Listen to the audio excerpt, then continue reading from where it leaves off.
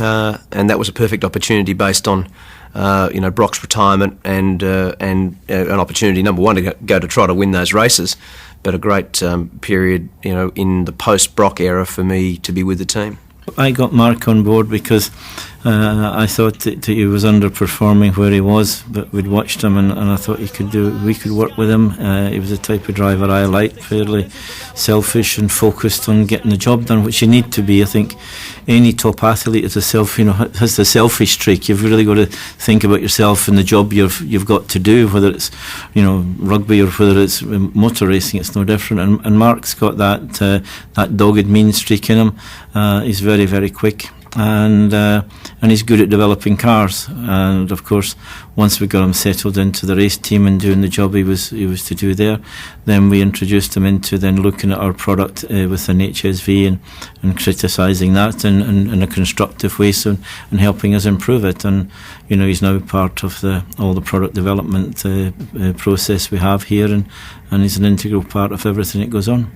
Oh, look, they were cracker days. I mean, the guys say, that there's a couple of tenths of a second in each of us when the competition is like that, and we got on very well. I mean, people said that that wasn't the case. That was actually quite wrong. We were, fierce rivals, but we actually got on pretty well, and we never had a bad word in those sort of 3 years that we were together.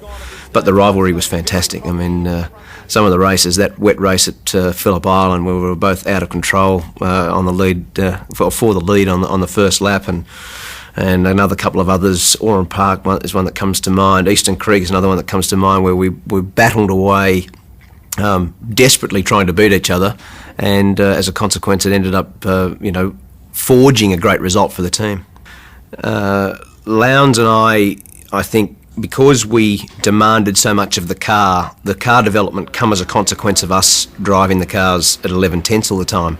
And as a consequence of that, the era of 5 championships in a row sort of evolved. Not only was it because of the drivers, clearly we had great technical people, and we had really good stability with the team, and a great engineering background. The foundation of the team was very, very good. And 2000 for me was a welcome return, because I was a bit unlucky in '99. We won more races than anybody else and didn't win the championship. I lost the races at 2 vital rounds, and then as a consequence, when the sort of flood of championships come through, it was a really rewarding part of my career. 02 for me has probably been the best that I've ever driven, and I think sometimes in life those things just go together for you and they work your way. You're in the right place at the right time, and there were days where maybe we didn't even deserve to win, but we did. To win 5 race meetings in a row at the start of the year, and should have won the 6th one at Wanneroo with a drive-through penalty, and then to win Bathurst in that same season was extraordinary. And probably for me to win Bathurst with my mate Jim Richards was one of the best results I've ever experienced. It was a race where if you're ever going to win that event, you sort of want to do it with someone that you know well, and you understand the level of commitment, because Bathurst is a bit like sort of going to war in some ways. You can't explain it other than being there, and it was a great result for the team. What a performance from Todd Kelly and Mark Scaife. And Kelly is 26 today. What a birthday present. Scaife, sensational in the Super Cheap Auto 1000. Scaife and Kelly do it. Great job, lads. Your birthday, Todd. That is probably the most special thing you can achieve as a race driver. Drivers from all over the world aspire to get over here and have a crack at the mountain. And you just look at the paperwork and the history behind that track, and it's something that you're dead set cannot put into words. To become one of the drivers that's on that list, and you've got your little plaque in the footpath at Bathurst, and things like that, it's something that you cannot beat in motorsport.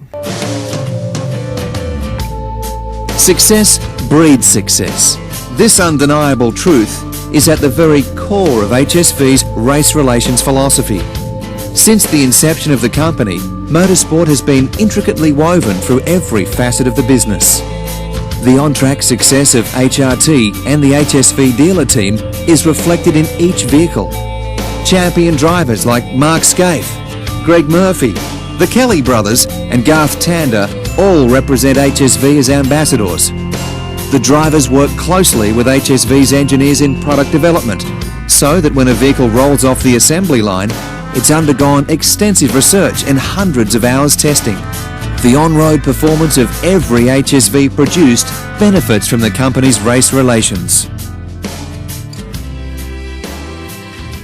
Outstanding young men, outstanding young Australians. You just their capability and their talents beyond just even motor racing. They could build this building, they can repair anything, they can design anything, they can engineer anything. They're really very, very talented young men, and to my mind, absolute role models. Being involved with HSV and the racing side of things is really a great opportunity, because not only do you get to be involved with great engineers in a race car, but you get to come away from a race meeting and sit in the boardroom in some particular times at HSV and go through their marketing stuff and their engineering stuff and the product development things, and it's just a big buzz, because racing a car creates the opportunity to do things like that. And I, for one, am really interested in marketing and things, and you see, their big billboard ads and that sort of thing before they go up on the billboards, and the thought process behind it, and that, that's exciting. It's great that, they involve us in that. I'll never forget standing on that podium for the first time with Murph. It was just incredible. He was trying to hold the tears back, and then,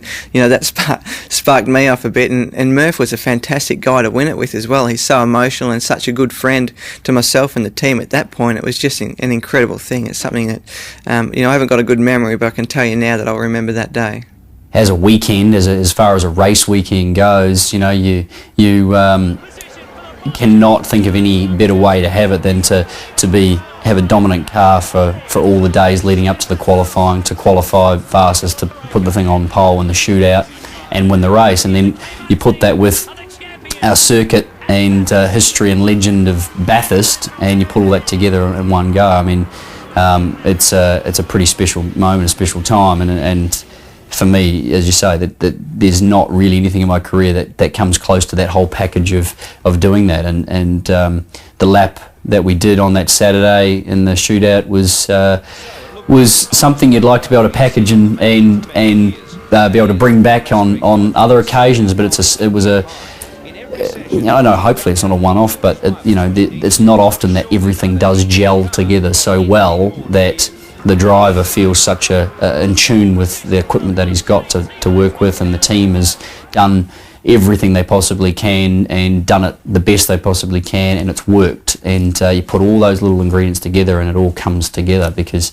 that doesn't happen very often in our sport. And to do that again, as I say, at that one fantastic iconic track was something I'll never ever forget. In 2005, HSV's network of 60 dealers in Australia and New Zealand joined forces with one of the top V8 supercar teams. Formerly known as Kmart Racing, this outfit retained most of the crew who engineered the Bathurst 1000 victories in 03 and 04.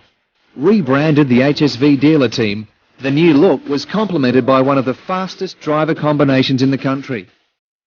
Rick Kelly, the youngest ever winner at Bathurst, was joined by another winner of the great race, Garth Tander. Both drivers finished the championship in the top 10. There were pole positions, podiums, and a memorable round win for Tander, who dominated in Tasmania. HRT and the HSV dealer team were embraced by General Motors as a 4-car showcase of the Holden and HSV brands. Australia's biggest transport and logistics provider, Toll Holdings, joined the HSV dealer team for the 2006 campaign. With the technical resources of the Tom Walkinshaw Performance Group, the support of HSV dealers and Toll, this outfit is a serious contender for the title in 2006. I've been terribly impressed with both of them. They're opposites in many ways.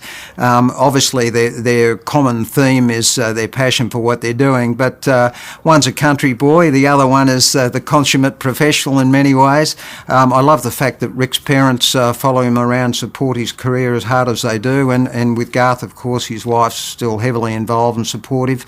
They work extremely hard on what they do away from the track. They're very professional at the track, and the thing I really like is they're always receptive to learn and understand about what's going on at any one race meeting. These guys don't have their head in the cloud. They're not walking around and pretending it doesn't matter. It does matter, and they're just good, average, everyday guys that are excellent at what they do.